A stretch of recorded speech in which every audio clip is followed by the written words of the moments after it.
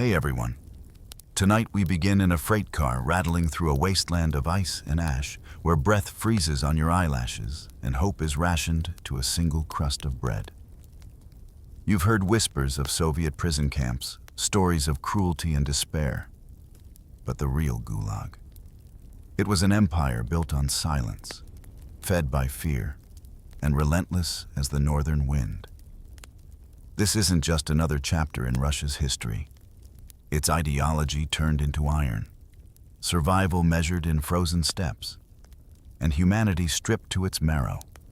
If uncovering history's rawest truths helps you unwind, please like and subscribe. And hey, tell me in the comments, where are you tuning in from? And what winter memory still chills your bones? Now dim the lights, lean in close, and walk with me into the white abyss where every shadow hides a story waiting to be unearthed. The Gulag system didn't begin with hardened criminals. While it housed them, its true, terrifying power lay in its ability to swallow anyone, anywhere, at any time. Imagine living in a world where a knock on the door in the middle of the night could mean your life as you knew it was over. Where saying the wrong thing, writing a questionable letter, having a relative abroad, or simply being deemed suspicious by a neighbor, colleague, or even a stranger, could seal your fate. This was the chilling reality for millions across the Soviet Union, especially during the height of Stalin's purges in the late 1930s and extending through the following decades. The arrests were often arbitrary, based on vague accusations or entirely fabricated charges. There was no presumption of innocence, no due process as we understand it in the Western world. The goal wasn't justice, it was control, intimidation, and ultimately, forced labor on an unprecedented scale. What constituted a crime? The legal codes, like Article 58 of the RSFSR Criminal Code introduced in 1927, were deliberately broad. They listed various counter-revolutionary activities, ranging from overt actions against the state to simply being socially dangerous or engaging in agitation or propaganda against the Soviet government. But in practice, this could mean anything. A casual joke about a collective farm's poor yield, expressing doubt about a 5-year plan target, being a member of a non-communist party before the revolution, or having contact with foreigners, all could be twisted into charges under Article 58. Sometimes, no specific charge was needed. People were arrested simply because they belonged to a targeted group: former kulaks, wealthier peasants, priests, intellectuals, ethnic minorities, former soldiers captured by the enemy in wartime, seen as potential traitors, or even just people who had achieved some level of success or prominence, making them potential threats or simply convenient scapegoats. The process was swift and brutal. An arrest warrant might be issued, or sometimes agents of the NKVD, the secret police, would simply arrive unannounced, usually under the cover of darkness. Homes were searched, often ransacked. The individual would be taken away, frequently without being allowed to say goodbye to family, leaving behind loved ones in a state of terrifying uncertainty. Wives and children might face persecution themselves, losing their jobs, being evicted, or even being arrested as family members of enemies of the people. Initial interrogations were designed to extract confessions, often through psychological torture, sleep deprivation, or outright physical abuse.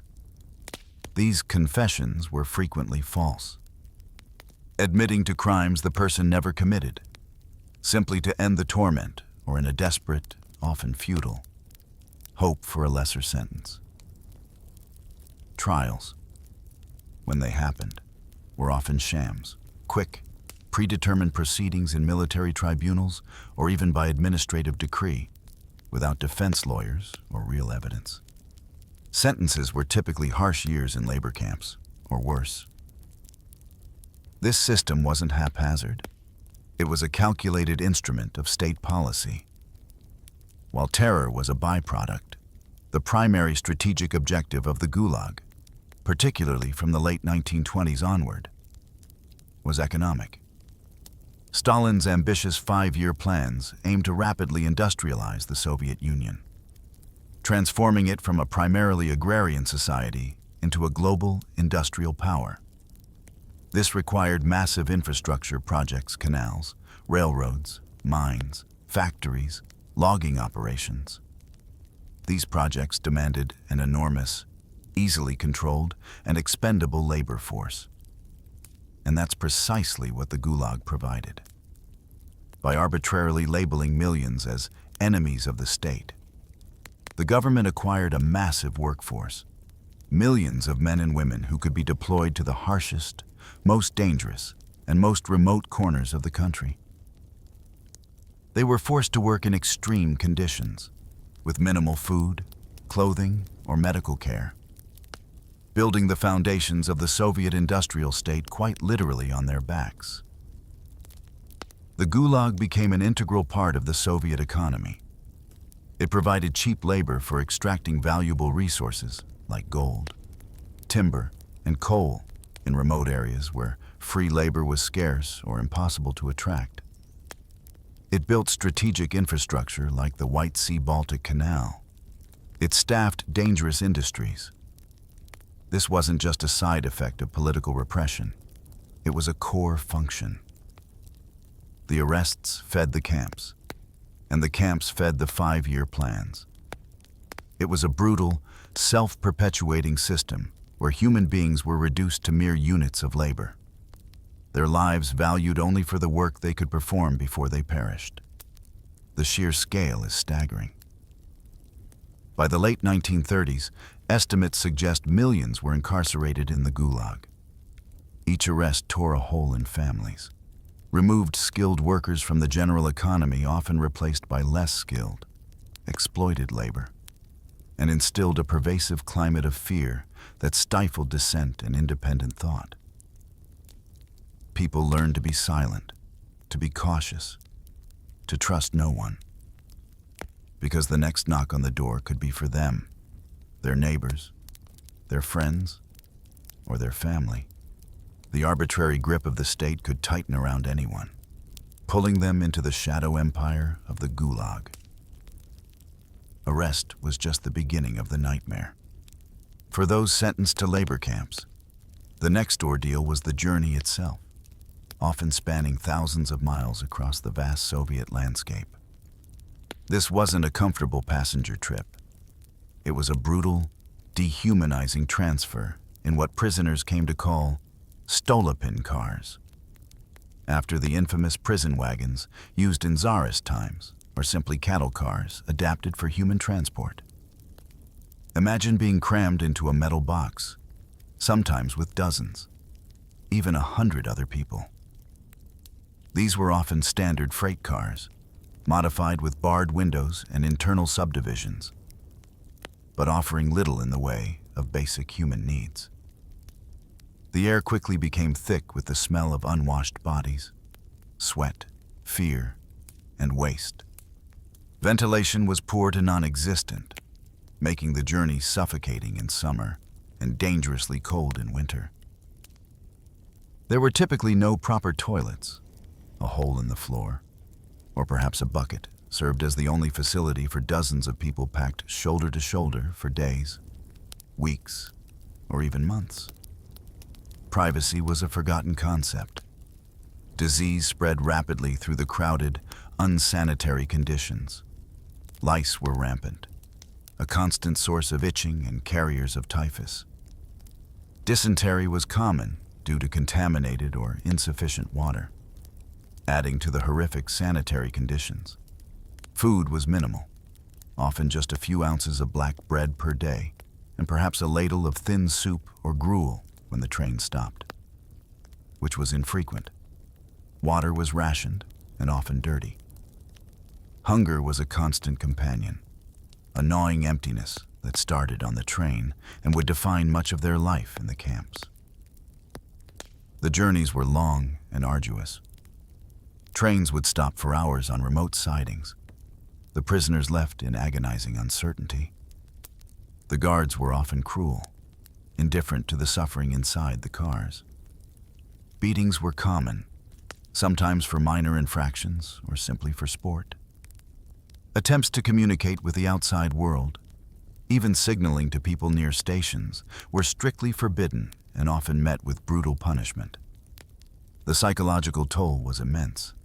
Stripped of their possessions, their identity, their freedom, and their dignity, prisoners were reduced to a state of utter helplessness. The constant rattling of the train, the lack of sleep, the hunger, the cold, the fear. It was a deliberate process of breaking the individual down, preparing them for the harsh realities of the camps. For many, the train ride was the final journey. The combination of starvation, dehydration, disease, and exposure meant that a significant number of prisoners never reached their destination. The elderly, the infirm, those already weakened by prior imprisonment or torture. They were the most vulnerable. Bodies were often simply removed from the train cars at stops along the way and buried in unmarked graves next to the railway tracks. Imagine arriving at the camp having already witnessed death, having endured unimaginable suffering, having lost any last shred of hope. The train ride was not just transportation. It was a calculated part of the punishment, designed to inflict maximum suffering and filter out the weakest before they even arrived, ensuring that only the most resilient, or perhaps just the luckiest, survived to enter the gates of the Gulag. It was, for many, literally the train ride to hell. Stepping off that horrific train, if you survived the journey, you arrived at the zone, the term prisoners used for the Gulag camp enclosure. This was a world deliberately designed to extract maximum labor with minimum resources, pushing human endurance to its absolute limits. Life inside the Gulag was a relentless assault on the body and spirit, a constant struggle against hunger, disease, and the elements.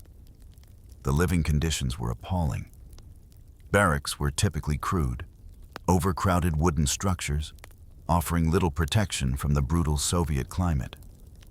Imagine being packed into a room with dozens, sometimes over 100 other prisoners, sleeping on tiered wooden platforms known as nari. There were no mattresses, no blankets provided initially, just rough wood.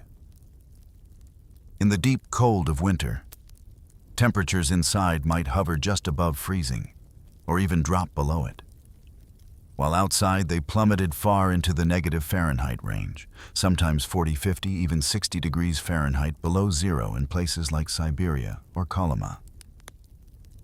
Frostbite was a constant danger, leading to permanent injury or amputation.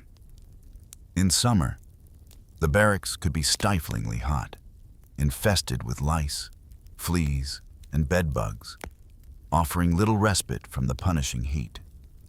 Sanitation was virtually non-existent.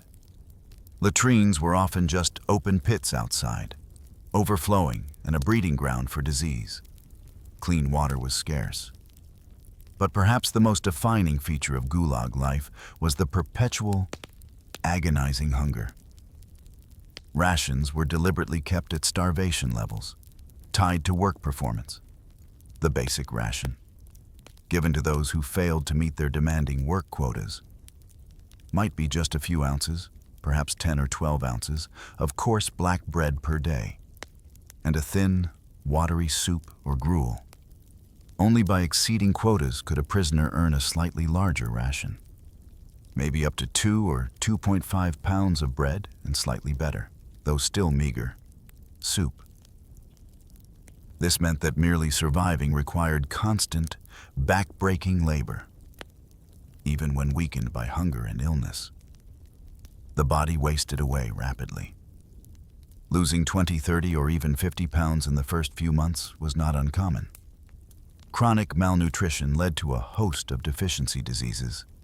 Scurvy, caused by lack of vitamin C, caused gums to rot, teeth to fall out, and internal bleeding. Pellagra, from lack of vitamin B3, caused dermatitis, diarrhea, and dementia. Dysentery was rampant. Tuberculosis spread like wildfire in the crowded barracks, and pneumonia was a constant threat in the cold. Medical care was almost non-existent. Camp doctors were often prisoners themselves, with limited supplies and overwhelming numbers of sick and dying. Treatment was basic, if available at all. The sick and weak were seen as unproductive burdens, often receiving reduced rations, further hastening their decline. The work itself was brutal. Prisoners were forced into dangerous and physically demanding labor, felling trees in freezing forests, digging canals and foundations with hand tools, mining coal or gold in unsafe conditions, building roads and railways through swamps and mountains. Work days were long, often 10 to 12 hours, sometimes more, regardless of weather or physical condition. The quotas were often impossibly high, set to ensure that most prisoners remained on the lowest, starvation rations. Failure to meet the quota meant less food, meaning less energy, making it even harder to meet the quota the next day, a vicious spiral that led directly to debilitation and death. Death was a daily reality. It came from exhaustion, starvation, disease, untreated injuries, or the sheer brutality of the guards or fellow prisoners. Those who became too weak to work were often sent to invalid barracks, which were essentially death barracks, where they received minimal care and waited to die. Life in the zone wasn't just about physical hardship. It was a psychological torment. The loss of identity. Prisoners were often referred to by number rather than name. The constant fear of the guards, of the criminal element, of not meeting the quota, of falling ill. The crushing monotony and hopelessness. The separation from family. With little or no contact allowed, the Gulag was designed not just to punish, but to break individuals, turning them into anonymous cogs in the vast machinery of the state, extracting their labor until they could give no more. This was the reality inside the zone, a world where survival was a testament to extraordinary resilience or sheer luck, and death was always just around the corner. The brutality within the Gulag didn't come solely from the guards and the system. Another layer of terror was imposed by the prisoners themselves, specifically the hardened career criminals. Within the closed world of the camps, these criminals, known as the urkas or blotny, established their own strict hierarchy and code of conduct, effectively forming a prison mafia that controlled significant aspects of daily life. The Soviet authorities often segregated political prisoners from common criminals in theory, but in practice, they were frequently mixed, especially in the larger, more chaotic camps. And the criminals, often more experienced in prison life and certainly more ruthless, quickly asserted their dominance over the political prisoners, who were typically intellectuals, peasants, workers, or others with no prior experience in the criminal underworld. The urkas lived by a specific set of rules, the thieves' law, Vorovskoy Zakon. This code forbade cooperation with the authorities, involvement in politics, or any form of legitimate work or personal relationships outside their criminal circle. It emphasized loyalty to fellow criminals and absolute ruthlessness towards everyone else, particularly the friars friera, the political prisoners and others who weren't part of the criminal fraternity. Because they refused to work, their code forbade it. The Urkas survived and thrived by preying on the working prisoners. They controlled the black market within the camp, trading stolen goods, extra rations extorted from others, and contraband. They gambled, often betting clothing, food, or even other prisoners. They effectively ran their own system of coercion and exploitation within the camp's walls. The most valuable commodities were food and clothing. Urkas would routinely steal rations from political prisoners, especially the small, hard-earned extras received for meeting quotas. They would take warmer clothing, boots, or any other possession of value. Refusal to comply could lead to brutal beatings, stabbings, or even murder. The camp administration's attitude towards the criminal element was complex and often facilitated their power. Sometimes, guards used the Urkas to control the larger prisoner population, setting them against the political prisoners who were seen as more dangerous ideologically. By allowing the criminals a degree of autonomy and control over the internals of the camp, the administration maintained a system of internal policing that required less direct effort on their part, while also creating division and fear among the prisoners, preventing unified resistance. Political prisoners lived in constant fear, caught between the brutal authority of the guards and the predatory violence of the criminals. They were forced to navigate a treacherous social landscape, trying to avoid attracting the attention of either group. Getting assigned to a work brigade controlled by Urkas was a death sentence for many, as the criminals would often take the better jobs, the easier tasks, and the majority of the food earned by the brigade's labor, leaving the political prisoners with the hardest work and the smallest portions.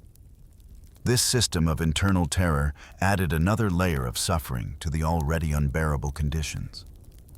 It meant that, even within the shared misery of the Gulag, there was no solidarity, no sense of common cause against the system. The criminals, through their violence and control, effectively became junior partners in the oppression, doing the dirty work of further dehumanizing and exploiting the working prisoners, ensuring that survival was a constant battle against both the state and a brutal criminal underworld. The law of the prison mafia reigned supreme in the shadows of the watchtowers, while the horrors of the Gulag afflicted both men and women. Female prisoners faced a unique set of challenges and abuses that added a crushing double burden to their suffering. Women were arrested for the same arbitrary crimes as men, sometimes for their own perceived political offenses, but often simply because they were wives, mothers, or daughters of men who had been declared enemies of the people. Once inside the system, they were subjected to the same brutal work regimes as men. Women were forced to fell trees in freezing forests, build railways, dig in mines, and perform other heavy labor that was physically devastating. They worked alongside men, enduring the same starvation rations, the same inadequate clothing, and the same deadly cold and heat. But beyond the physical demands, women were acutely vulnerable to sexual exploitation and abuse. The camp environment was overwhelmingly male-dominated, both among the guards and the majority of prisoners. Both groups often viewed female prisoners as commodities. Guards sometimes demanded sexual favors in exchange for minor concessions, slightly better food, lighter work, or simply protection from others. Even more pervasive was the threat from the male prisoners, particularly the Urkas. Rape and sexual assault were tragically common. To gain some semblance of protection, many women were coerced into informal, temporary relationships with male prisoners, often powerful criminals or camp officials, in what were chillingly known as Gulag marriages. These marriages offered fragile, often temporary, protection from other men, but they came at a high cost.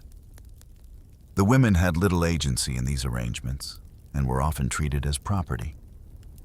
These relationships were rarely based on affection or choice, but on desperation and the brutal realities of camp survival. They were a stark illustration of how the Gulag stripped individuals of their autonomy and forced them into morally compromised situations simply to stay alive. Pregnancy in the Gulag was a devastating complication. Despite the horrific conditions and often forced circumstances, some women became pregnant. Camp authorities had provisions for pregnant women and new mothers, but they were utterly inadequate. Pregnant women might receive slightly reduced work quotas, but still faced malnutrition and harsh living conditions. Giving birth in the camp was fraught with danger due to poor sanitation and lack of medical care. And the fate of children born in the Gulag was heartbreakingly grim. While there were often separate barracks, or even small, primitive nurseries for infants, the conditions were terrible. Malnutrition affected both mothers and babies. Disease was rampant. Infants were highly susceptible to the cold, the lack of hygiene, and the overall harsh environment. Studies and testimonies suggest a horrifyingly high infant mortality rate in the Gulag. Many children born in the camps did not survive past infancy. If a child did survive the first few years, they were typically separated from their mother, usually around the age of 2 or 3, and sent to state-run orphanages or children's homes. Mothers rarely saw their children again, adding another layer of profound grief and loss to their ordeal. The experience of women in the Gulag highlights the pervasive nature of the system's cruelty. They endured the same systematic dehumanization as men, but were also subjected to gender-specific violence and exploitation, and faced the agonizing reality of pregnancy and childbirth in an environment utterly hostile to life. The resilience of the women who survived these unimaginable conditions is a testament to the strength of the human spirit. But their stories are a stark reminder of the particular hell they endured. The Gulag was not merely a place of punishment. It was a direct tool of the Soviet state's economic ambitions. Stalin's 5-year plans demanded massive infrastructure projects, and the millions incarcerated in the Gulag provided the muscle, the expendable labor force, to build them. These weren't built by modern machinery. They were carved out of the earth, forests, and mountains by hand, using primitive tools, fueled by starvation rations and driven by the whip and the gun of the guards. One of the most infamous examples was the White Sea-Baltic Canal, known as the Bellomore Canal. Constructed between 1931 and 1933, this ambitious project aimed to connect the White Sea to the Baltic Sea, providing a strategic waterway. It was lauded in Soviet propaganda as a triumph of socialist construction, a testament to the re-education of enemies of the state through labor. The reality on the ground was a horror show.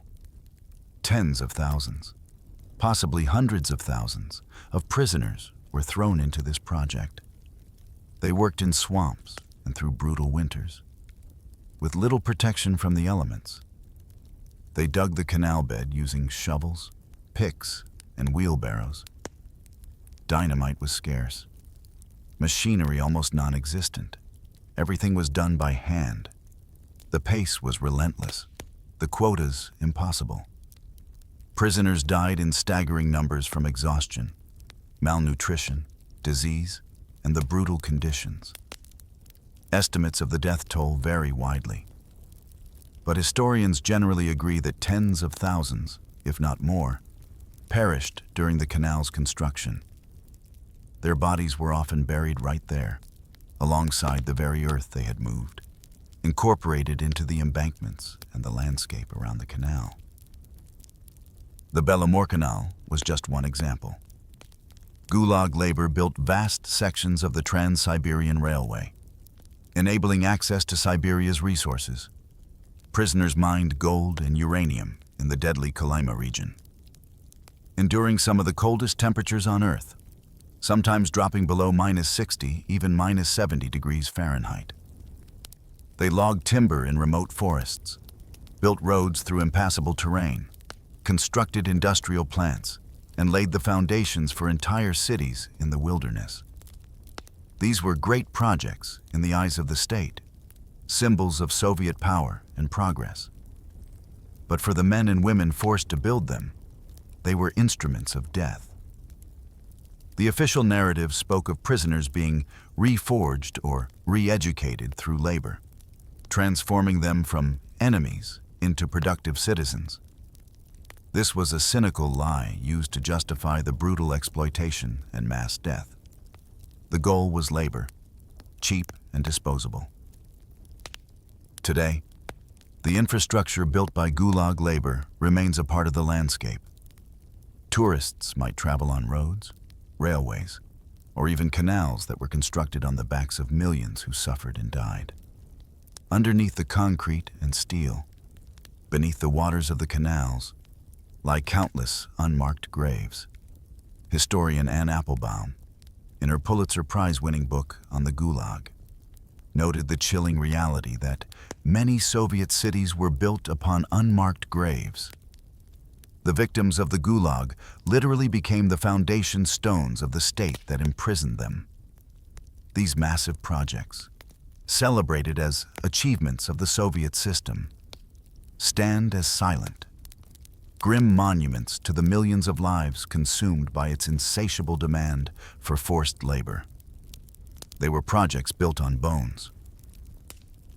For every prisoner in the Gulag, the thought of escape must have been a constant, burning ember of hope, a desperate fantasy in the face of unimaginable despair. But the reality was that escape was not just difficult, it was almost impossible. The geography of the Gulag system itself was a formidable prison wall. Camps were deliberately located in the most remote, inaccessible regions of the Soviet Union, places like the frozen north, the vast Siberian taiga, the Kazakh steppes, or the far eastern wilderness.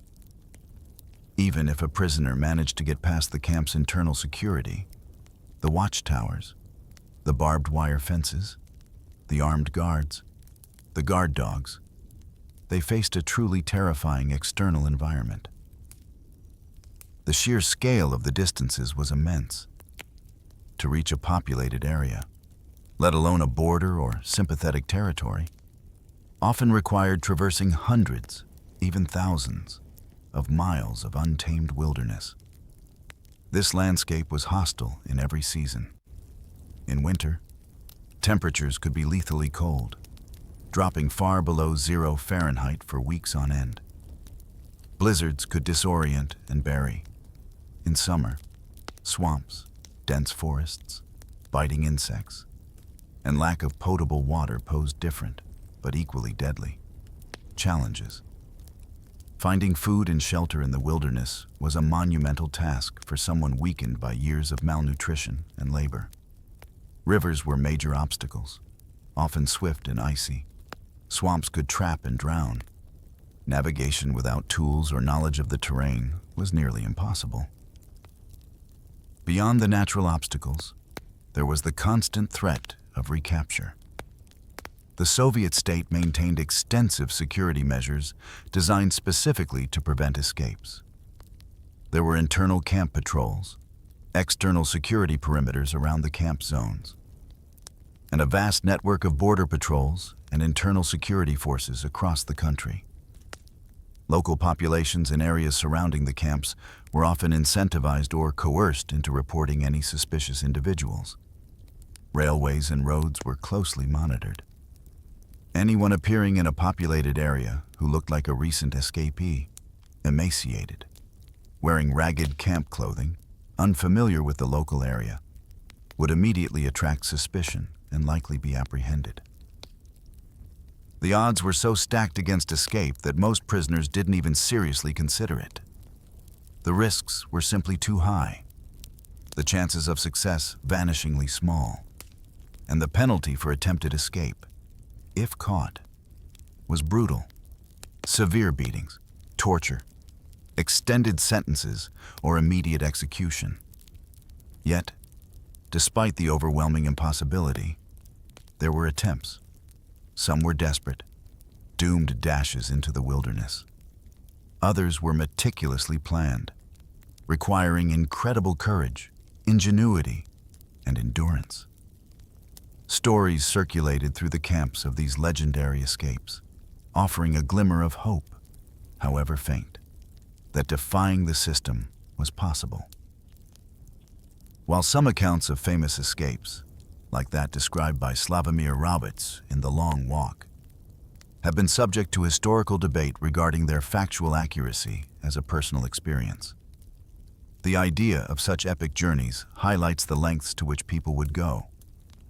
Accounts like that of George Chernovin, who escaped from a Solovki camp in the 1930s, or later, more documented escapes, demonstrated that while incredibly rare, survival against the odds was occasionally possible for those with extraordinary will, skill, and luck. These few successful escapes became legends within the Gulag system and later, outside of it. They represent the ultimate act of defiance against a system designed to crush the human spirit and trap the body. But the tragic reality is that for every legendary escapee, countless others perished in the attempt, swallowed by the unforgiving wilderness or recaptured and brutally punished. The dream of escape was potent, but for the vast majority, it remained just that, an impossible dream. The era of mass arbitrary arrests and the most brutal phase of the Gulag system was inextricably linked to the figure of Joseph Stalin. When Stalin died in March 1953, it marked a turning point, not just for the Soviet Union, but for the millions still languishing in the camps. His death initiated a period of political and social change known as the Khrushchev Thaw. Nikita Khrushchev, who eventually consolidated power after Stalin, began a process of de-Stalinization. While not a complete repudiation of the Soviet system, it involved criticizing aspects of Stalin's rule, particularly his cult of personality and the scale of the purges. Crucially, this led to a review of the cases of political prisoners. Starting in the mid-1950s, a vast wave of amnesties and rehabilitations began. Millions of prisoners were released from the Gulag.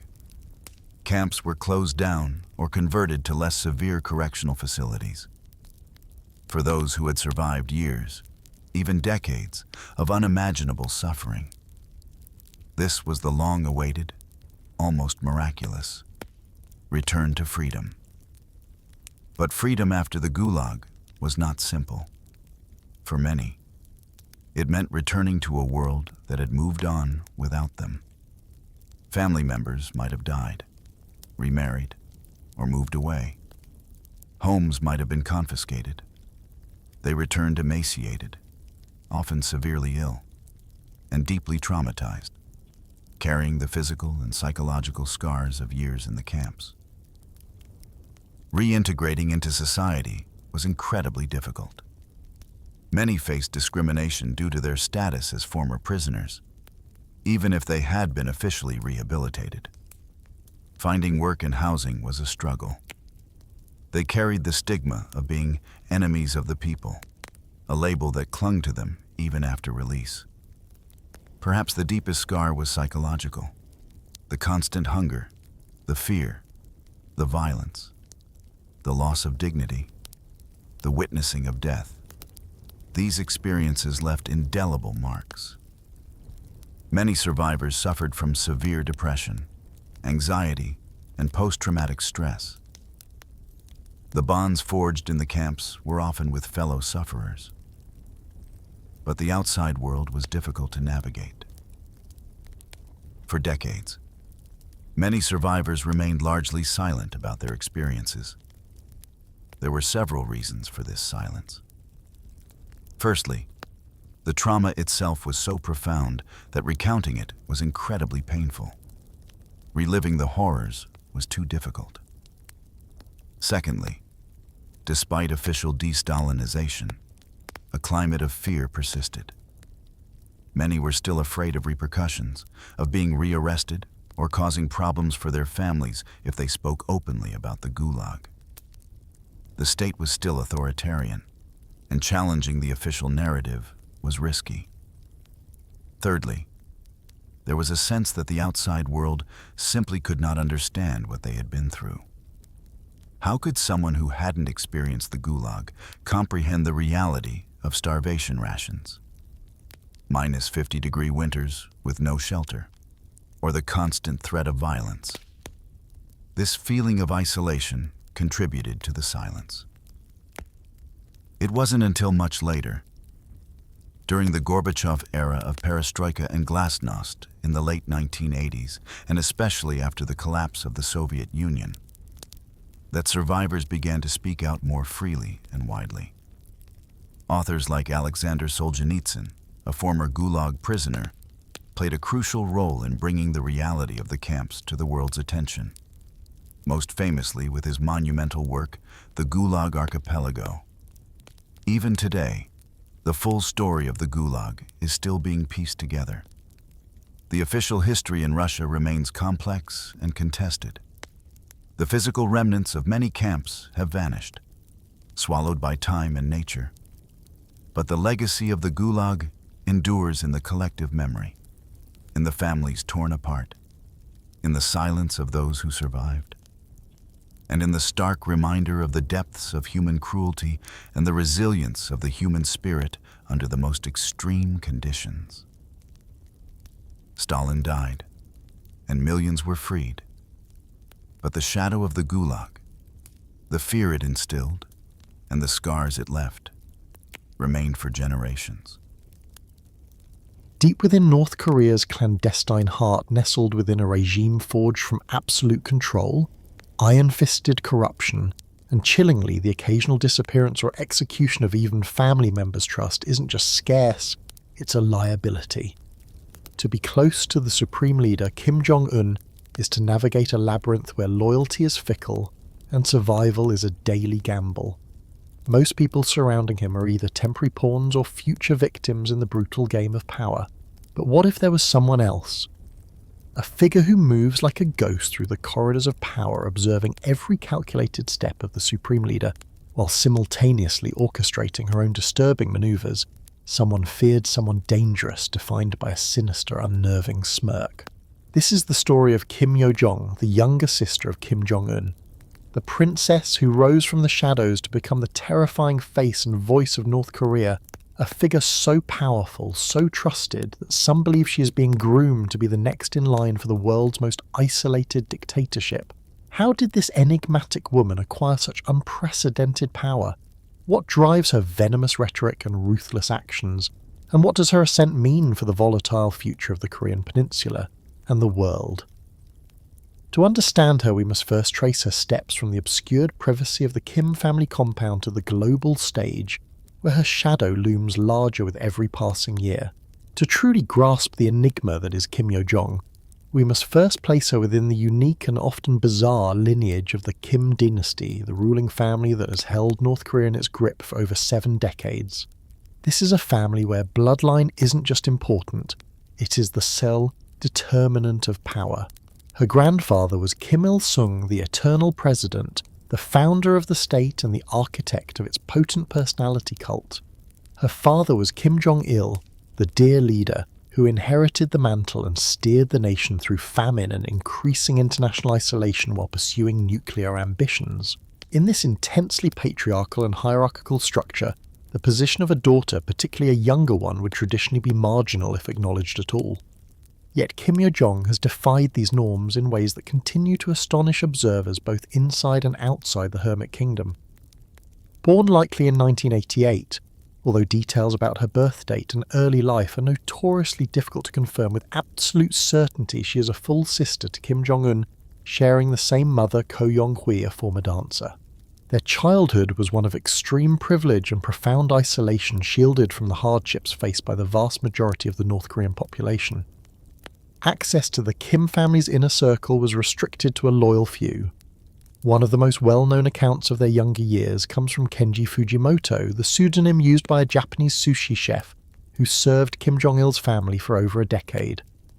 Fujimoto's memoirs provided rare, if sometimes sensationalized, glimpses into the private lives of the young Kims. He recalled Kim Yo Jong being referred to as Princess by her family from a tender age. This simple nickname speaks volumes about her privileged status within the family compound and hints at a level of affection and importance that went beyond that of a typical child and even the North Korean elite. She was reportedly close not only to Kim Jong-un, but also to their older full brother, Kim Jong-chol. However, it was Kim Jong-un the brother, just a few years her senior and destined for leadership, with whom she shared a particularly close bond. This closeness was forged during their formative years, including a period spent abroad receiving an education. Much like her brother, Kim Yo Jong attended school in Switzerland around the same time, reportedly under assumed names to conceal their true identities. While details are sparse, this shared experience in a foreign country away from the rigid confines of Pyongyang would have undoubtedly deepened their connection and provided them with a unique perspective, however limited, on the outside world. This period of shared experiences away from the prying eyes of the North Korean court likely cemented a bond based on mutual reliance and shared secrecy that would prove invaluable in the years to come. Kim Yo Jong's first hesitant steps into the public eye occurred around 2009, a period marked by the failing health of their father, Kim Jong-il.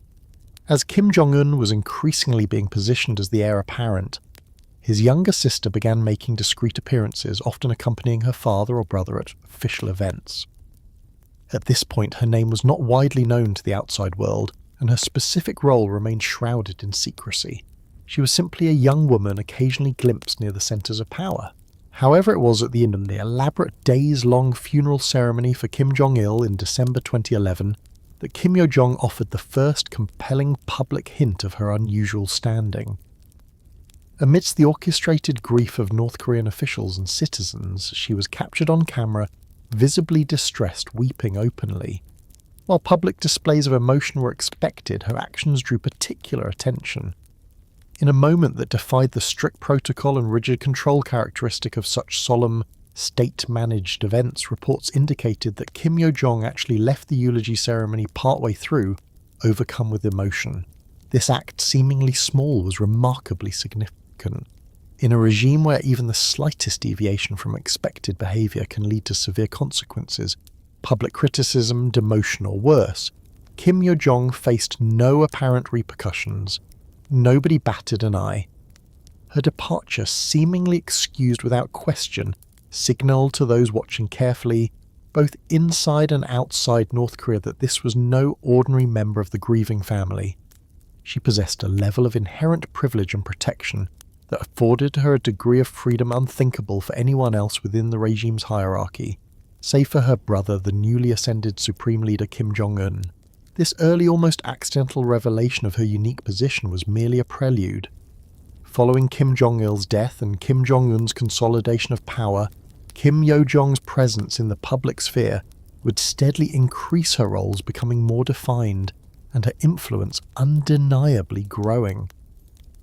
The shadow was beginning to take shape, stepping out from behind the scenes, preparing to cast its own formidable presence. With Kim Jong-un firmly entrenched as the supreme leader by 2012, a new era dawned in North Korea. And alongside her brother's consolidation of power, Kim Yo Jong's political trajectory began a noticeable and rapid ascent. From relatively unknown status, she started accumulating official titles within the powerful Workers' Party of Korea, the ruling political machine of North Korea. Her initial roles were seemingly bureaucratic, placing her within the party's vast administrative structure. She was initially identified as a cadre, or kshid, within the Central Committee of the Workers' Party. While this might sound minor, the Central Committee is a critical body that oversees the implementation of party policy. Starting here allowed her to build a foundation within the party bureaucracy, understanding its internal mechanisms and building connections. But her most significant and defining early role came with her placement in a senior position within the propaganda and agitation department of the Workers' Party. This was not a backroom administrative job. This department is the absolute heart of the North Korean regime's control over information and public opinion. Its purpose is to shape the narrative, enforce ideological purity, and project the image of the Kim family as divine and indispensable rulers. As the senior figure in this department, Kim Yo Jong gained immense authority. One of her key responsibilities involved approving the contents of North Korean state media, newspapers, television, radio, and other publications. This meant she held the power to shape what 25 million North Koreans saw, heard, and were told to believe. She became a gatekeeper of truth, North Korean style, curating the information flow to reinforce the regime's grip and the personality cult surrounding her brother. It was in this role, wielding the power of the state media apparatus, that Kim Yo Jong truly began to carve out her public identity. She became increasingly infamous for her official statements, often delivered through state news agencies characterized by a chilling combination of a sardonic smile in public appearances and utterly vile, often crude diatribes directed at foreign leaders and governments. Successive South Korean presidents in particular have frequently found themselves on the receiving end of her verbal assaults. Her language is not diplomatic, it is designed to insult, belittle, and intimidate. Statements attributed to her or published under her department's authority have called South Korean leaders frightened dogs, shameless, deranged, and foolish men, and accused them of putting their neck into the noose of pro-use flunkyism. This wasn't just fiery rhetoric, it was strategic psychological warfare aimed at undermining the legitimacy of the South Korean government and its alliances, particularly with the United States. Her pronouncements weren't just insults, they often carried implicit or explicit threats. If the South violates even an inch of our territory, one statement declared, "Our nuclear combat force will carry out its duty." This directly linked her authority to North Korea's most dangerous capability, its nuclear arsenal. While South Korea bore the brunt of much of her early venom, the United States was not immune. President Barack Obama during his term was targeted through North Korean propaganda outlets that employed racist stereotypes and foul language. Under Kim Yo Jong's purview, state media articles turned increasingly nasty in tone, becoming rife with profanity, sexism, racism, and homophobia. This wasn't just uncontrolled anger. It was a calculated strategy to demonize perceived enemies and reinforce the regime's narrative of righteous indignation against external threats and internal dissent. Her rise within the propaganda and agitation department wasn't just about controlling media, it was about becoming a voice, an official mouthpiece for the regime's most aggressive and uncompromising positions. She demonstrated a willingness to deploy rhetoric far harsher and more personal than typically heard from other North Korean officials, establishing herself as a figure to be feared and paid attention to. This positioning within the propaganda machine allowed her to cultivate an image of fierce loyalty to her brother and the regime's core ideology, while also giving her direct control over a crucial instrument of state power. It laid the groundwork for her transition from a behind-the-scenes figure to a prominent, albeit terrifying, public face of North Korea's confrontational stance on the global stage. Her control over information and her willingness to use it as a weapon proved to be a potent combination, solidifying her influence within the regime and preparing her for even greater prominence. As Kim Yo Jong's influence within the Workers' Party grew, so too did her visibility on the international stage. By 2018, she was no longer just a figure approving propaganda headlines from a distance. She began accompanying her brother Kim Jong-un to high-profile meetings with world leaders, signalling her increasing importance as a trusted confidant and key operative.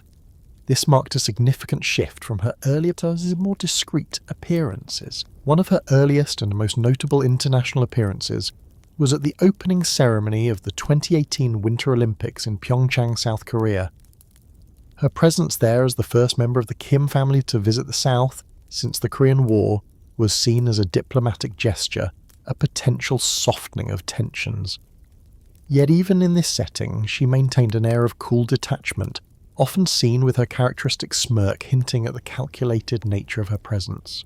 Her presence became even more pronounced during the historic summit between Kim Jong-un and then President Donald Trump in Singapore in June 2018. This was the first ever meeting between a sitting US president and a North Korean leader, an event of immense global significance. And quietly, confidently, Kim Yo Jong was ever present.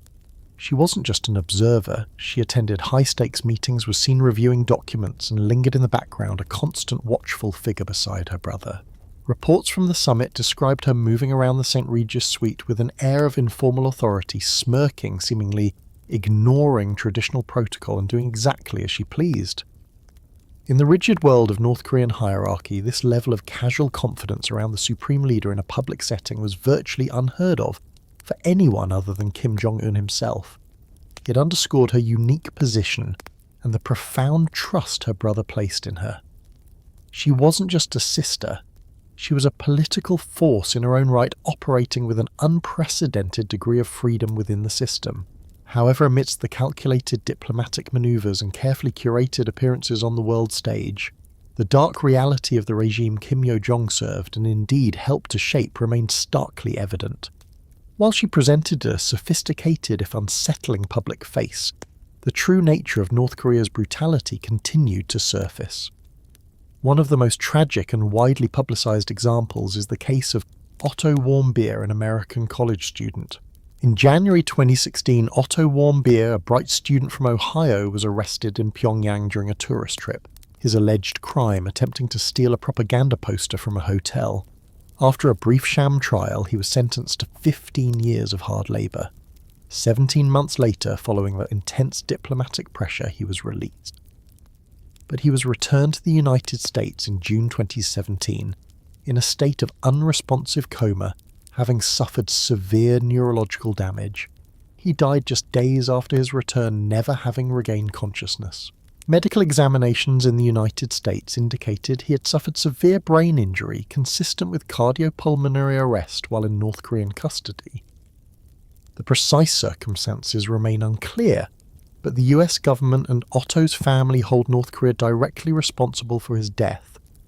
A US federal court later found the North Korean government liable for his torture and death, awarding over $500 million in damages, though. Collecting such a judgment from North Korea is practically impossible.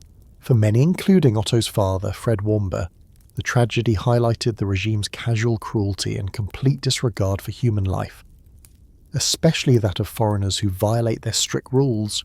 Mr. Warmbier has been vocal in seeking accountability, and in his grief and anger, he has pointedly implicated those he believes are responsible.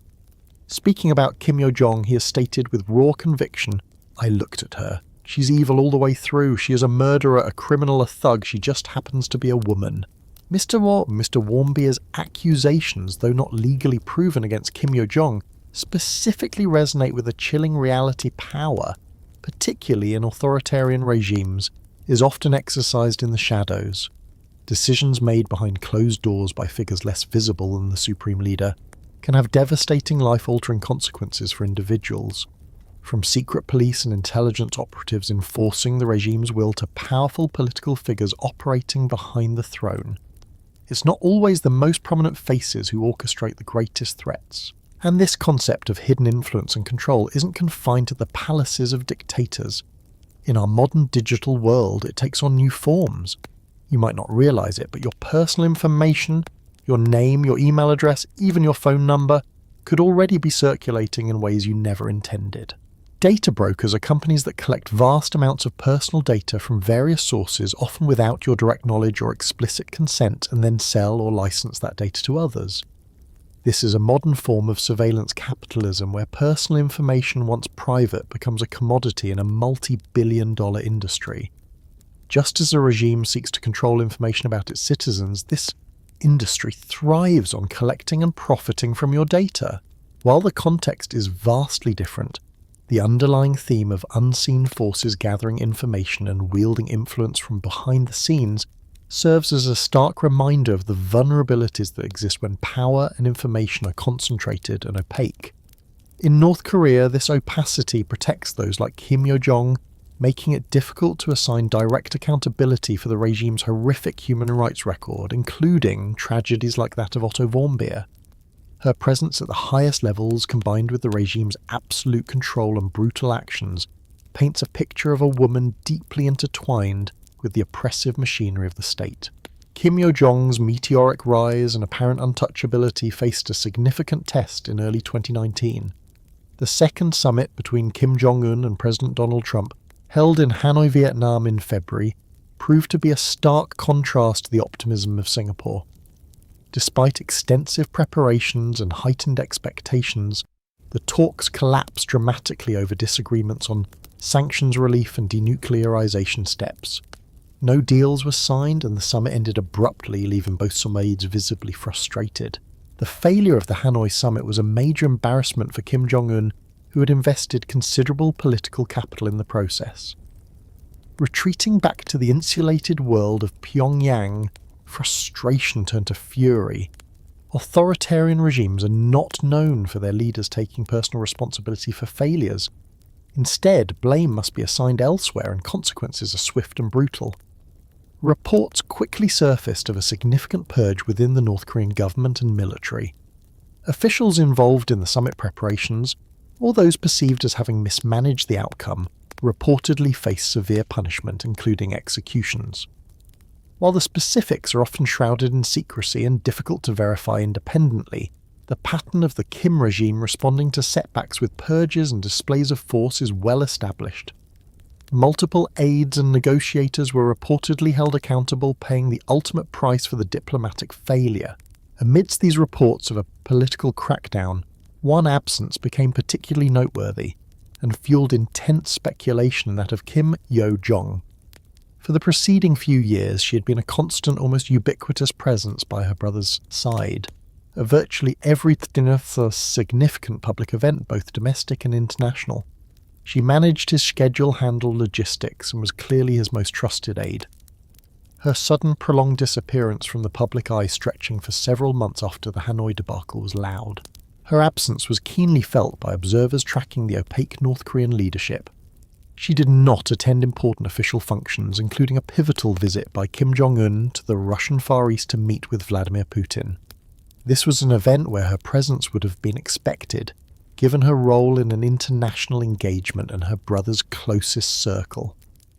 Her absence from such a crucial diplomatic encounter seemed to confirm that even she, the favoured sister and right-hand woman, had not completely escaped the Supreme Leader's wrath or the fallout from the failed Hanoi summit. It suggested that her position, while uniquely privileged, was not entirely immune to the volatility and capriciousness of her brother's rule. But if her disappearance was noteworthy, her return was nothing short of dramatic. By October 2019, after months out of the spotlight, Kim Yo Jong burst back onto the scene in a meticulously staged photo opportunity designed to send an undeniable message. The setting was instantly recognisable and deeply symbolic for all North Koreans: the snow-covered slopes of Mount Paektu. Mount Paektu is not just a mountain, it is revered as the mythical birthplace of the Korean people, and more crucially for the regime, it is the declared birthplace of Kim Il-sung and the base from which his anti-Japanese guerrilla forces supposedly operated. It is the spiritual heart of the Kim dynasty's legitimacy. Journeys to Mount Paektu, especially on horseback through the snow, are orchestrated events laden with heavy propaganda messaging, typically signifying a leader's strength, determination, and connection to the sacred revolutionary lineage. Of the 25 official photographs released from this highly symbolic trip, Kim Yo Jong appeared in no fewer than 6. This alone was significant, demonstrating her readmission to the inner circle and her continued importance. But the most telling picture, the one that resonated most profoundly, showed the siblings side by side on their horses. In this specific image, both Kim Jong-un's horse and Kim Yo Jong's horse were adorned with a distinct silver 5-pointed star emblem on their bridles. This emblem is a powerful symbol within the regime, representing the Kim dynasty itself. The decision to have Kim Yo Jong's horse wear this emblem alongside her brothers was unprecedented. Notably, even Kim Jong-un's own wife, Ri Sol-ju, a prominent figure in her own right, had not been permitted to display this symbol. The visual message conveyed by this carefully curated image was crystal clear to anyone familiar with the intricate symbolism of the North Korean regime. After her temporary absence, likely a period of introspection or perhaps even punishment, Kim Yo Jong was not only back, but her position was seemingly stronger than ever. The emblem on her horse was a powerful public declaration from the Supreme Leader himself. It signalled to the party elite, the military and the North Korean people that Kim Yo Jong was exceptionally close to the leader, that she retained his absolute trust, and that she was being explicitly positioned as a key figure in the future, potentially even as a successor. It was a dramatic, visually potent reaffirmation of her status, dispelling any lingering doubts that her temporary absence meant a permanent fall from grace. Her rebirth on the sacred mountain cemented her place not just as a trusted aide, but as a potential inheritor of the Kim legacy.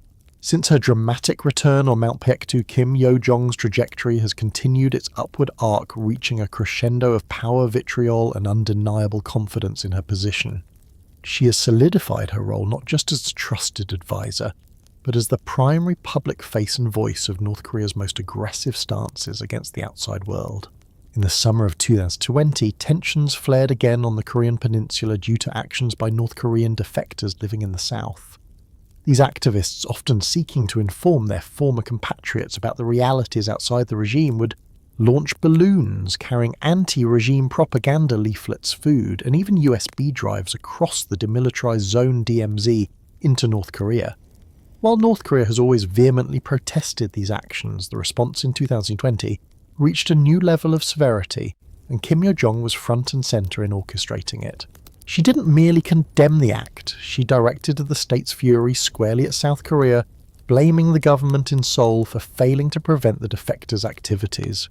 She issued scathing public statements filled with her characteristic venom, calling South Koreans dogs bred by the US, and lunatics who dare use military provocation against a nuclear weapons state.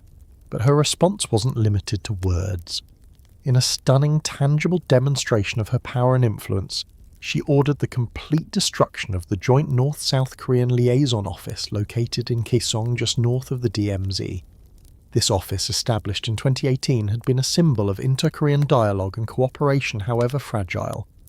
Blowing it up was a literal physical message about the state of the two countries' relationship under her increasing influence, one of escalating hostility. The dramatic explosion captured and broadcast by North Korean media was a stark warning. Her rhetoric continued to escalate, often accompanying missile tests or other provocations. She warned that South Korea should be scared, adding ominously, "No one knows how our retaliation and revenge will be completed." This fusion of harsh language and decisive destructive action cemented her reputation as a ruthless operator willing to back up her threats. As North Korea continued to develop its nuclear and missile capabilities, Kim Yo Jong became a key figure in articulating the regime's doctrine regarding the use of these weapons. In 2022, she delivered chilling statements laying out precisely how North Korea could and would use its nuclear arsenal against the South if provoked. This wasn't just vague posturing. It was a detailed, unambiguous warning to Seoul and the rest of the world that North Korea was not only armed with nuclear weapons, but was also considering their potential battlefield use. In the years since, Kim Yo Jong has continued to employ her signature mixture of sharp insults, psychological intimidation, and explicit threats to bolster her brother's regime and attack its perceived enemies. Her comments, delivered with a chilling blend of sarcasm and seriousness, have only intensified, particularly targeting the United States. Joint military drills between the US and South Korea are a frequent trigger for her outrage, which she denounces as provocations and warns will be met with unspecified retaliation. She has become the regime's primary attack dog, seemingly relishing the role. There is almost a sinister joy she appears to take in delivering her abuse, often captured in photographs, smiling or smirking as she issues dire warnings. Her interactions with foreign diplomats or media have been characterized by this unnerving contrast between her composed, sometimes smiling demeanor and the sheer venom of her words. She was notably sarcastic in the face of the Donald Trump administration's comments following the failed Hanoi summit, reinforcing her image as someone who is both loyal and fiercely protective of her brother's image and interests. Throughout it all, she remains a constant looming presence next to her brother, the supreme leader. While Kim Jong-un makes the ultimate decisions and holds the title, Kim Yo Jong is increasingly functioning as the regime's public face and voice to the outside world, particularly when it comes to delivering harsh messages and threats. Her pronouncements carry the weight of the regime, signalling intent and drawing lines in the sand with a brutality that leaves little room for misinterpretation. She has transformed from a relatively unknown sister into an indispensable, terrifyingly powerful figure who articulates the regime's hostility with chilling clarity. With Kim Yo Jong's power and visibility reaching unprecedented levels for a non-leader in North Korea, speculation naturally intensifies about her potential future role. In a dynastic regime where succession is paramount and health issues of the leader are closely guarded secrets, the question of who comes next is a constant undercurrent in an analysis of North Korea. Kim Jong-un is reportedly in his early 40s, but his health has been the subject of persistent rumours. Should he become incapacitated or die, the mechanism for transferring power is not as clearly defined as it was for his father and grandfather. Other potential candidates exist, although none currently possess the public profile or demonstrated influence of Kim Yo Jong. Kim Jong-un's older brother, Kim Jong-chol, is largely seen as uninterested in politics, reportedly preferring music and living a quiet life. More recently, Kim Jong-un's young daughter, Kim Ju-ae, has been appearing frequently at state events, sparking intense debate about whether she's being groomed as a potential fourth-generation successor despite her youth and the patriarchal nature of the society. However, her age makes her a distant prospect, at least in the short term. Other senior officials within the party and military hold significant positions, such as Chairman Choi Ryong-hae, the president of the Presidium of the Supreme People's Assembly. Yet historically no one outside the Kim bloodline has ever held the ultimate power in North Korea. This makes Kim Yo Jong a direct descendant of the founder and demonstrably operating within the inner circle of power, the most compelling candidate in the event of an unexpected succession crisis. Recent events have only fueled these succession rumours. On New Year's Eve 2024, Kim Yo Jong was pictured attending an event accompanied by 2 children. While their identities were not confirmed, the image immediately sparked international speculation that they could be her children, or perhaps other young members of the Kim family appearing alongside her in a carefully choreographed moment. In a regime where every public appearance is meticulously planned for its symbolic value, appearing with the next generation could be interpreted as a subtle or not so subtle signal about her own continuity and place within the dynasty's future. Her actions, vitriol, and unwavering confidence over the past few years have cemented her status. She is not just a loyal sister or a functionary. She is a key architect and executor of regime policy, particularly its aggressive posture towards the outside world. She has cultivated an image of ruthless efficiency and unwavering loyalty, unafraid to use the harshest possible language or authorize provocative actions like the destruction of the liaison office. Her journey from the shadows of the Kim family compound to becoming the powerful, chillingly confident figure we see today is a remarkable one. She has navigated the treacherous internal politics of the regime, survived potential purges, and emerged as arguably the second most powerful person in North Korea. While Kim Jong-un remains the supreme leader, the ultimate authority figure whose word is law, Kim Yo Jong has undeniably become the regime's most visible and vocal representative on the global stage. She embodies the regime's defiance, its hostility, and its willingness to employ extreme measures. Her chillingly cheerful demeanour when delivering threats, her sarcastic dismissal of international concerns, and her constant presence at her brother's paint a consistent picture of a woman deeply committed to upholding the Kim dynasty's absolute rule whatever the cost. The question remains, what does her future hold, and what does it mean for the world? If she were to officially take the reins of power, whether as regent successor or co-leader, many analysts predict an even more hardline and unpredictable North Korea.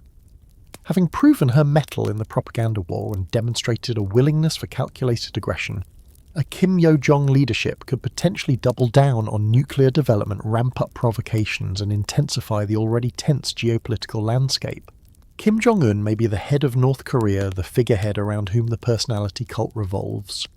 But Kim Yo Jong is increasingly its sharpest edge, its loudest voice, and its most ruthless implement. She is the shadow princess who has fully emerged, and the prospect of her holding ultimate power is one that sends shivers down the spine of diplomats and security experts worldwide. Heaven help the rest of us if she finally officially takes over. Quick-fire questions about D-Day. Test your knowledge.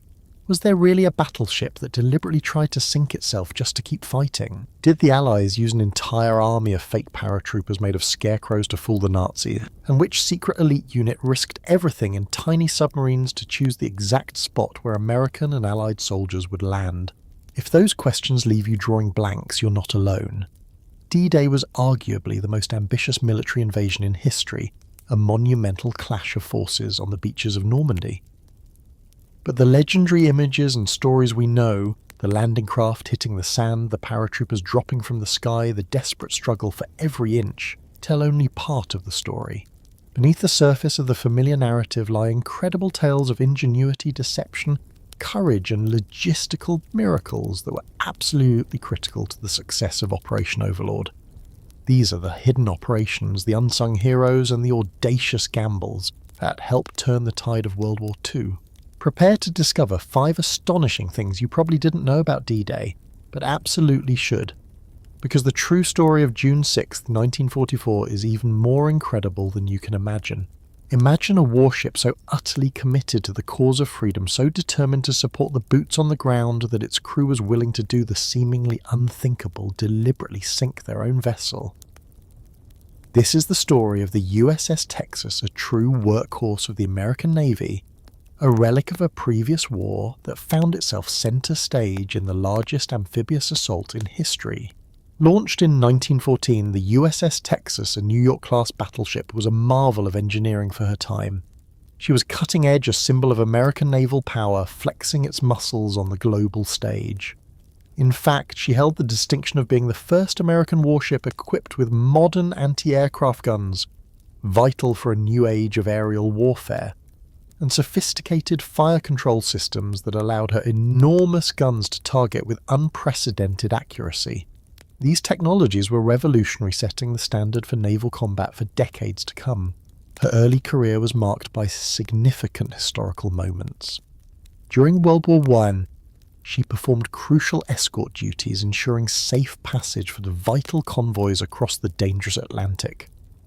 She even had the honour of escorting President Woodrow Wilson to France for the signing of the Treaty of Versailles, participating directly in the shaping of the post-war world. Between the World Wars, the USS Texas served with distinction not only as a fighting ship but also as a diplomatic platform.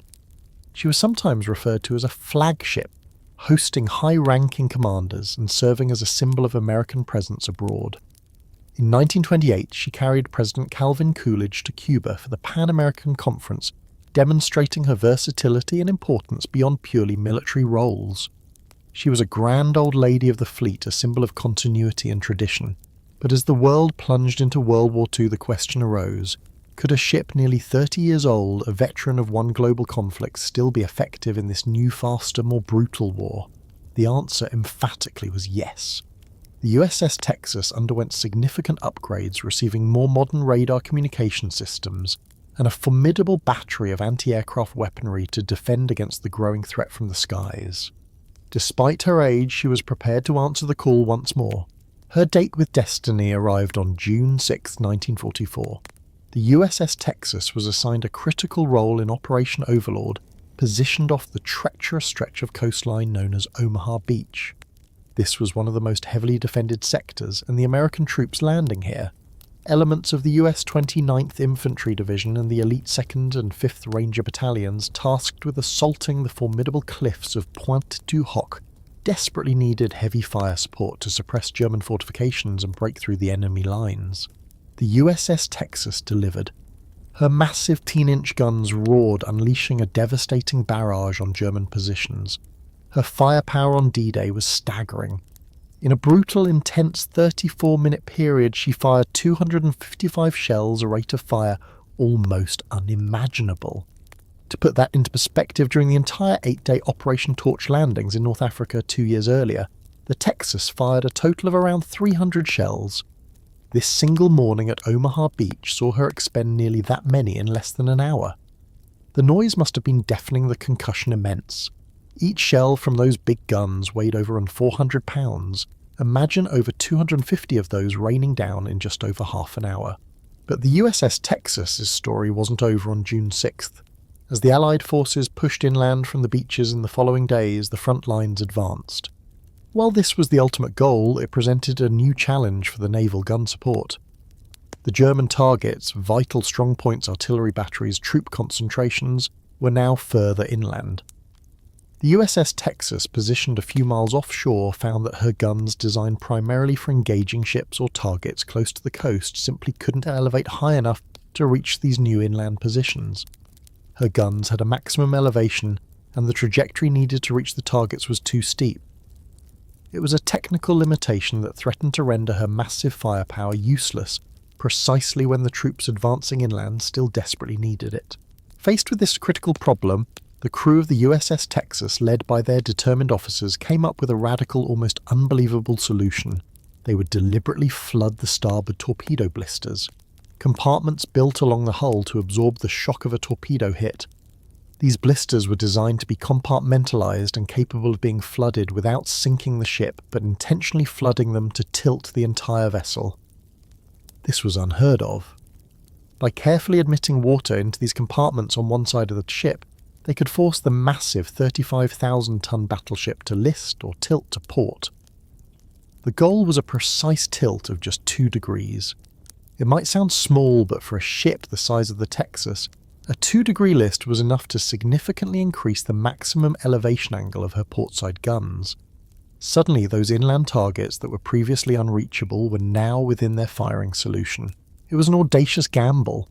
Deliberately tilting a battleship in wartime, risking stability and control, required immense bravery and technical skill from the crew. But it worked.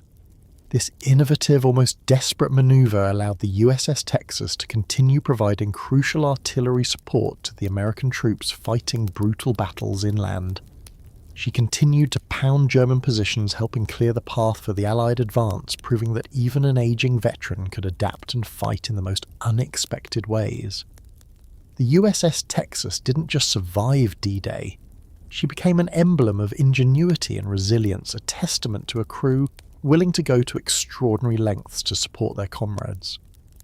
Her story of deliberately tilting herself is one of the most unique tales from the entire Normandy campaign, a bold maneuver that kept her massive guns in the fight when they were needed most. Today, the USS Texas is preserved as a museum ship near Houston, Texas, a proud veteran of 2 world wars. Standing on her deck looking at those massive guns, it's hard not to be awed by her history, and the incredible story of how her crew found a way to make her fight even when the odds and physics seemed against her. D-Day wasn't just about brute force and overcoming defences. It was a masterclass in deception, a complex ballet of military might and psychological warfare designed to confuse, misdirect, and ultimately weaken the enemy before the real invasion even began. One of the most audacious elements of this plan involved an army unlike any other, an army made of scarecrows. In the dark, tense hours of the night leading into June 6, 1944, as the real paratroopers of the 82nd and 121st Airborne Divisions were preparing for their dangerous jumps behind enemy lines, another far stranger operation was underway. This was Operation Titanic.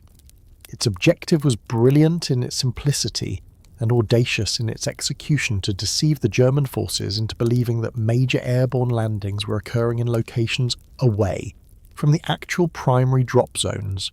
The goal was to draw German reserves and attention towards these fake landings, leaving the real invasion areas less defended. The stars of Operation Titanic were known simply as the robots. These weren't sophisticated robots or complex mechanisms, they were simple crude dummies numbering around 100 in total. Crafted from burlap sacks stuffed with straw, they were basic in design.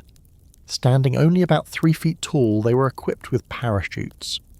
From a distance, especially tumbling through the dark night sky or glimpsed briefly on the ground, they were convincing enough to be mistaken for real paratroopers by nervous or overwhelmed German observers. These robots were deployed by specialised squadrons of the British Royal Air Force RAF. They were dropped across targeted areas of Normandy, strategically chosen to be several miles away from where the American and British Airborne Divisions were making their actual vital landings.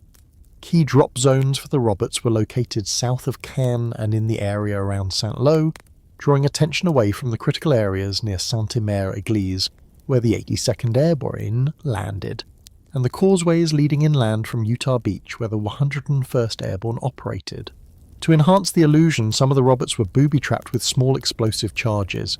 These charges were designed to detonate upon hitting the ground, mimicking the sound of equipment being destroyed, or perhaps even a paratrooper self-destructing sensitive gear.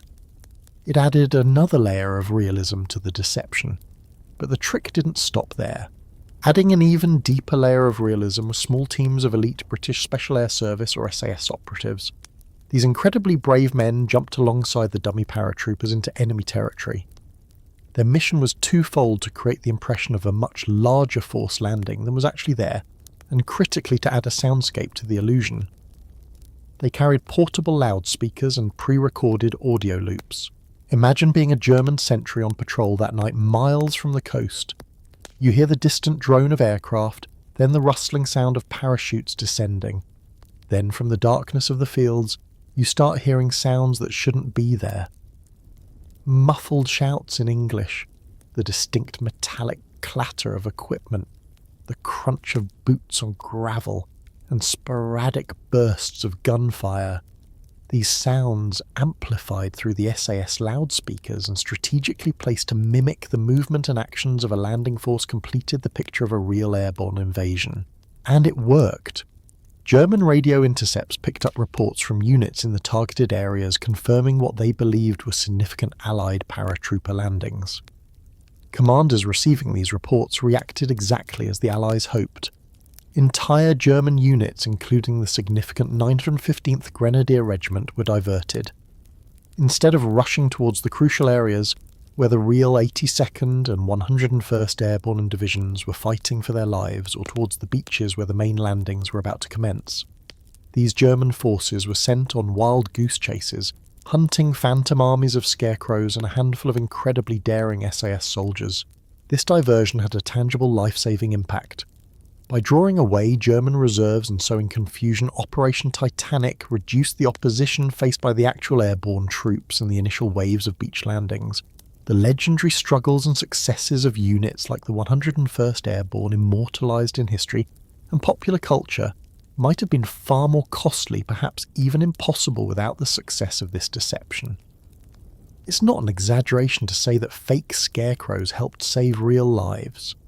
The legacy of D-Day isn't solely written in blood and iron on the beaches. It's also etched in the cunning, the misdirection, and the brilliant bizarre tactics like Operation Titanic. The story of D-Day is a complex tapestry woven from countless threads of heroism, sacrifice, and remarkable human ingenuity. It's a story that continues to resonate not just in the historical accounts, but in the very places where these events unfolded. The land, the sea, the air above Normandy, they hold the memory of that pivotal moment. It's fitting then that one company has found a truly unique way to honour this history. Presidius. Watch Company isn't just inspired by military history, they're literally connecting their product to the past in an unprecedented way. To mark the upcoming 81st anniversary of D-Day in 2025, Presidius has embarked on a project unlike anything a watchmaker has attempted before. They have taken the raw steel cases for a special collection of timepieces and submerged them in the actual waters off Utah Beach. Utah Beach was one of the 5 main Allied landing zones on D-Day, a place where American soldiers fought their way ashore under intense pressure. The steel watch cases are resting there now, beneath the waves, being exposed to the same salt water, the same tides, and the same sand that countless heroes touched on June 6, 1944. They are not being artificially aged or treated in a factory. They are being shaped by time tide and the undeniable historical weight of that location. This isn't about pristine, polished timepieces. It's about creating artifacts that carry the imprint of history. These cases will not be polished or extensively cleaned. They will bear the marks of their time submerged in the English Channel. They will be recovered on June 6, 2025, exactly 81 years to the day after the landings. Due to the nature of this project, the quantities are extremely limited. This is a unique commemoration piece, a tangible link to the past that connects the wearer directly to the very waters and shores of D-Day. A project like this simply won't happen again. If you want to own a piece of history shaped by the tides of Normandy, don't wait. Sign up now to reserve your watch using the link in the description below. It's a profound way to remember D-Day, carrying a piece of its legacy on your wrist. The beaches of Normandy on D-Day were a chaotic, violent and overwhelmingly male environment. Military planning dictated that the landing zones were strictly for combat personnel and essential support. Yet amidst the thunder of artillery and the spray of seawater, one woman defied every rule, every obstacle and every expectation to witness history firsthand. Her name was Martha Gellhorn, and she wasn't just any woman, she was one of the greatest war correspondents of the 20th century. Born in 1908, Martha Gellhorn was a force of nature from a young age. She didn't fit the mould of what was expected of women in her era. Driven by an insatiable curiosity and a fierce desire to report on the human condition in times of crisis, she became a war correspondent long before it was common, let alone accepted for women to venture onto the front lines. By the time she was 32, she had already built an extraordinary career. She covered the brutal Spanish Civil War, witnessing the devastating impact of modern warfare on civilians. She spent 2 months living in the White House during the Roosevelt administration, gaining unique insight into the workings of power. And perhaps most famously, she married the literary titan Ernest Hemingway. Their relationship was legendary, tempestuous, and ultimately defined by their shared passion for witnessing history and their competing ambitions. Hemingway, a larger-than-life figure, soon discovered that his dynamic wife was far more interested in the raw reality of battlefields and the stories of ordinary people caught in conflict than she was in the quiet confines of domestic life or being simply Mrs. Hemingway. When World War II erupted, Gellhorn threw herself into covering the global conflict. She reported from Finland during the Winter War, witnessed the gathering storm in Czechoslovakia, and documented the war in China. By 1943, she was covering the Allied campaign in Italy, honing her skills in reporting directly from active combat zones. She was consistently drawn to where the action and the human story was most intense. As the planning for the invasion of Normandy reached its final stages, Gellhorn knew this would be the story of the war, perhaps, of her generation. Her magazine Collier's was granted permission to send only one correspondent to cover the D-Day landings.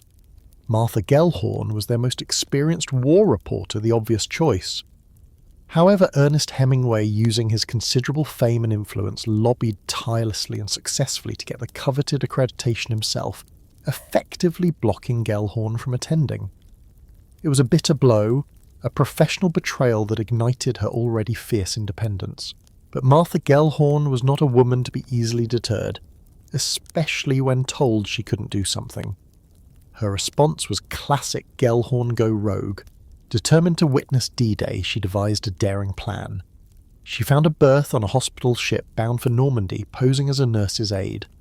To avoid detection during the final checks before sailing, she reportedly locked herself in a toilet compartment until the ship was well underway across the English Channel. It was a risky move, risking arrest and potential blacklisting, but the lure of the story was irresistible. As the hospital ship arrived off the coast of Normandy on June 6th, amidst the pandemonium of the invasion, Gellhorn made her next move. Under the cover of darkness and confusion, she slipped ashore in a landing craft filled with medics. This was Omaha Beach, the sector where the landings were most bloody and difficult. Amidst the unimaginable chaos, the explosions, the gunfire, the cries of the wounded, the relentless German fire, she followed a white-taped path laid out to guide medical personnel through the minefields and obstacles towards a Red Cross tent set up close to the beachhead. Once ashore, Gellhorn didn't just observe, she was a reporter, and she immediately set about her work. She interviewed exhausted, shell-shocked soldiers huddled in foxholes, listening to their raw accounts of the brutal fight for the beach. But her courage extended beyond reporting. She actively assisted the medics, helping to carry stretchers and evacuate the wounded back to the relative safety of the hospital ship. She was journalist, aid worker, and witness all rolled into one, experiencing the horror and heroism of Omaha Beach firsthand. When she returned to England, her unauthorized presence was discovered. She was arrested, as she knew she might be. However, given the circumstances, and perhaps the sheer audacity and historical significance of her achievement, she was released relatively quickly. The authorities couldn't deny that she had accomplished something extraordinary. Martha Gellhorn's rogue landing on D-Day cemented her reputation as one of the most fearless and determined journalists of her generation. She was the only woman known to have come ashore at Normandy on D-Day itself, doing so without official permission, without military support, and without apparent fear. Her reporting from the front lines continued throughout the war.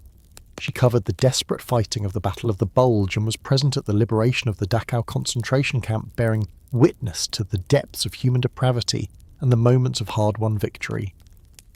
Martha Gellhorn's D-Day story is a powerful testament to courage, journalistic integrity, and the refusal to let societal barriers or bureaucratic obstacles stand in the way of bearing witness to history. She didn't wait for permission. She made her own path onto the most dangerous beach in the world. When we picture D-Day, we think of vast fleets of ships and planes and waves of soldiers hitting the beaches. But some of the most critical and dangerous missions were carried out in almost complete secrecy by units so small and specialised most people have never heard of them. Meet the X-craft miniature submarines that were the silent, unseen pioneers of the D-Day landings, responsible for guiding the entire invasion fleet to its precise destination. Built by the British in absolute secrecy, the X-craft were a remarkable feat of wartime engineering. These weren't the large ocean-going submarines of the main fleets. They were tiny vessels, measuring only about 50 feet in length, barely wide enough inside for the four-man crew to turn around comfortably. Living and working in such cramped conditions for extended periods required incredible endurance and mental fortitude. Powering these clandestine craft were perhaps surprisingly modified engines originally designed for London buses, a testament to wartime ingenuity and necessity. Despite their diminutive size, the X-craft were packed with vital equipment. They carried sophisticated sonar for navigating and mapping the seabed, advanced periscopes for stealthy observation of the coastline, and originally they were armed with powerful explosives designed for a different, equally daring purpose, disabling enemy warships by placing charges beneath their hulls. However, as the focus shifted to the planned invasion of Europe, the X-craft found a new critical mission: reconnaissance and pilotage for D-Day. This task fell to a specialised unit known as the Combined Operations Pilotage and Reconnaissance Parties, or COP, pronounced COP. This elite force, composed of highly skilled naval personnel, was tasked with undertaking covert hydrographic surveys of the invasion beaches, mapping depths, identifying underwater obstacles, analysing beach gradients, and locating German defences, all while remaining undetected deep within enemy territory. Beginning in January 1944, TOP teams used the X-craft to scout the coastline of Normandy from beneath the waves. In the icy waters of winter, these brave men would spend days submerged using their periscopes to observe the German fortifications on shore and their sonar to meticulously chart the seabed conditions and identify potential landing spots. It was through these perilous missions that the five main Allied landing zones, Utah, Omaha, Gold, Juno, and Sword Beaches, were definitively chosen as the most viable options despite their heavy German defences.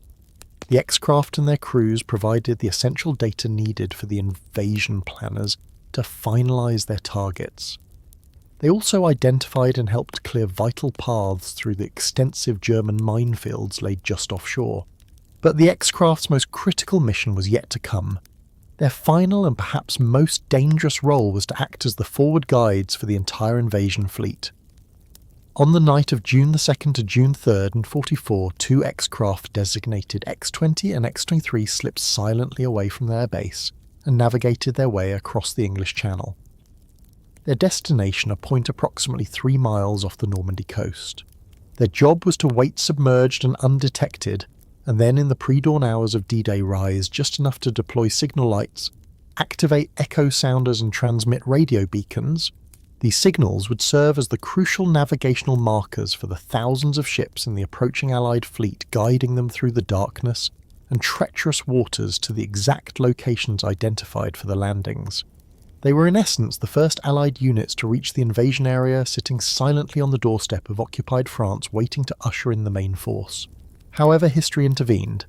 D-Day was originally planned for June 5th, but a sudden and severe weather front rolled into the English Channel, creating dangerously rough seas that made landings impossible. General Eisenhower made the agonising decision to postpone the invasion by 24 hours. For the men in X-20 and X-23 already in position offshore, this delay was excruciating. The X-craft had a limited oxygen supply, only about 64 hours worth under operational conditions. The delay meant they had to stretch their resources, enduring another 24 hours submerged in cramped, stale air. Had the weather persisted, forcing another delay, they would have faced a terrible choice surface and risk detection, potentially compromising the entire invasion, or remain submerged and face the agonizing reality of running out of air. To stay awake and maintain their vigil during the extended wait, the crews reportedly relied on stimulants like benzodrine. Every hour counted, every breath was precious.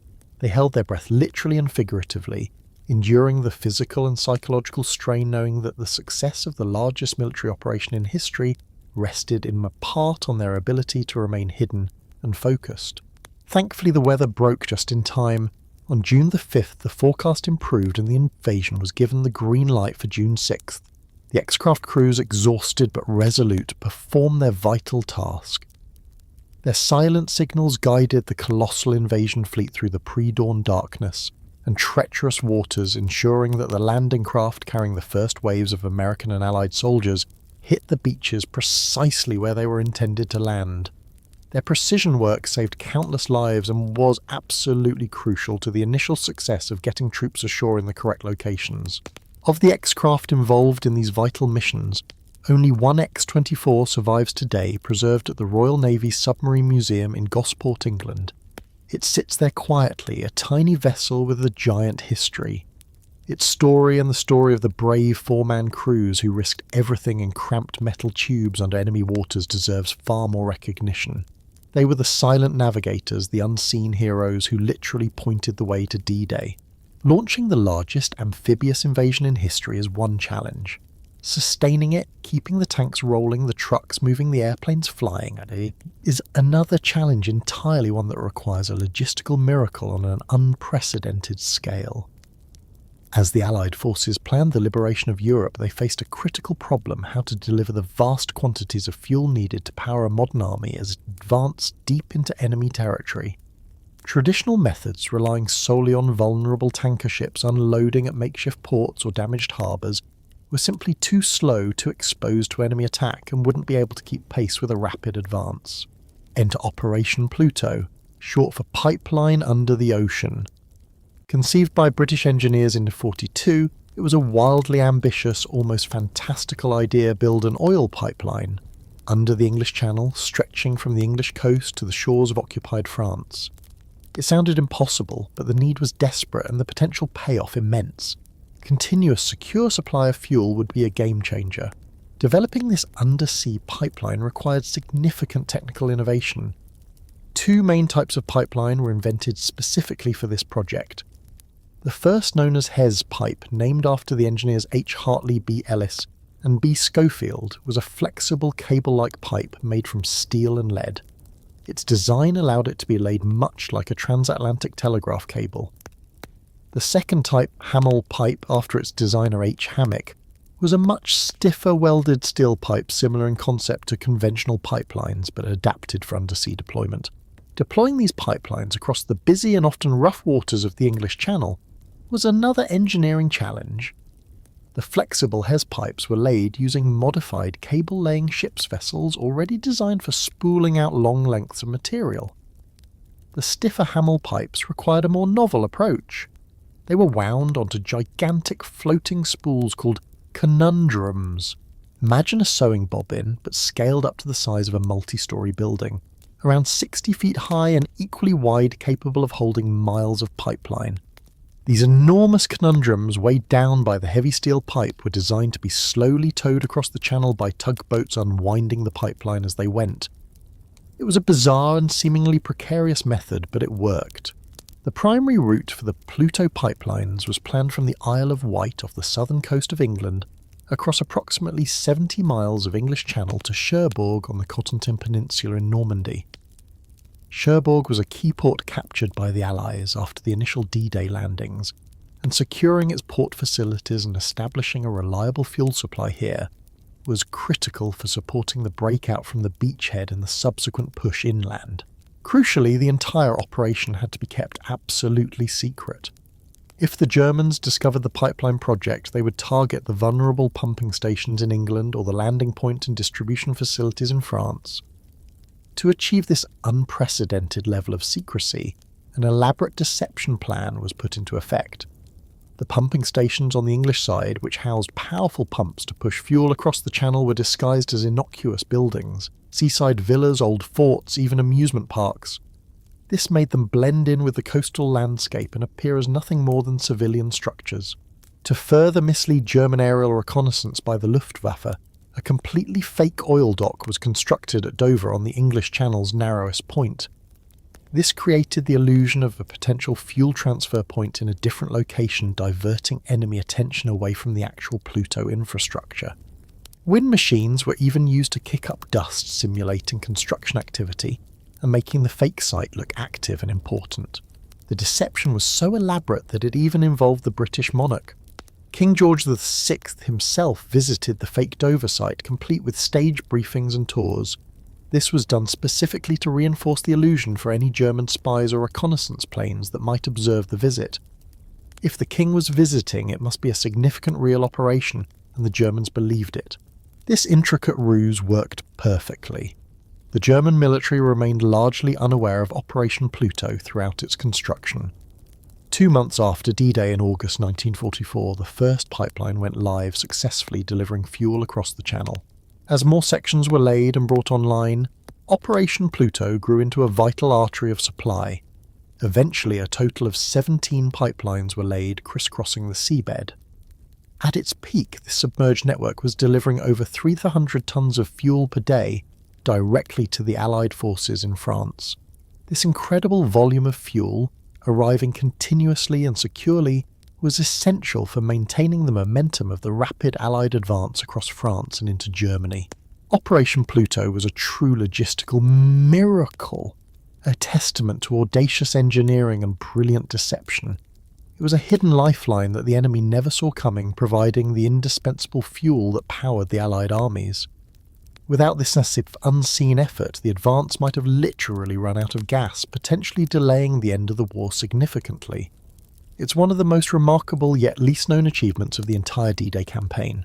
So there you have it. 5 incredible, often overlooked stories that reveal the sheer depth and complexity of D-Day beyond the well-known beach assaults.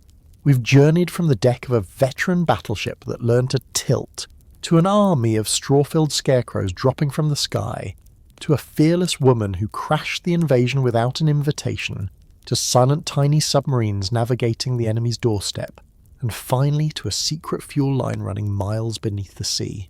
These stories underscore a crucial truth about D-Day, and indeed about the entire war effort. Success wasn't achieved solely through overwhelming force or strategic brilliance on the battlefield.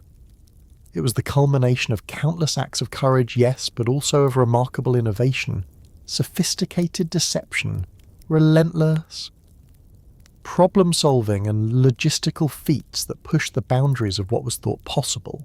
The tale of the USS Texas tilting itself showcases the ingenuity and determination of a crew refusing to let technical limits define their mission.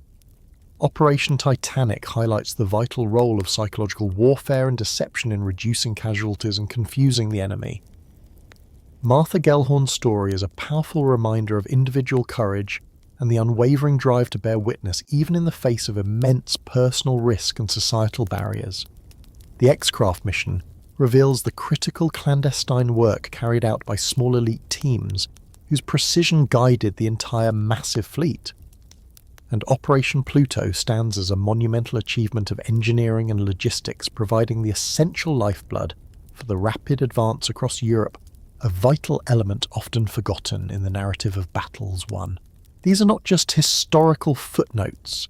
They are integral chapters in the D-Day saga stories that illuminate the breadth of effort and the depth of human spirit required for such a monumental undertaking. They show that the victory on June 6, 1944 was the product of innovation as much as it was of brute force of deception, as much as direct confrontation, and of an extraordinary amount of sheer guts and perseverance from thousands upon thousands of individuals, known and unknown. Now you know 5 stories that prove the Allied invasion of Normandy was even more astonishing, more intricate, and more inspiring than you might have ever thought. D-Day was not just a single day of battle. It was the culmination of years of planning thousands of unseen efforts and untold acts of courage and ingenuity that continue to shape our world today. Remembering D-Day means remembering all of it, the battles, the sacrifice, and the hidden depths of human determination that made the impossible possible.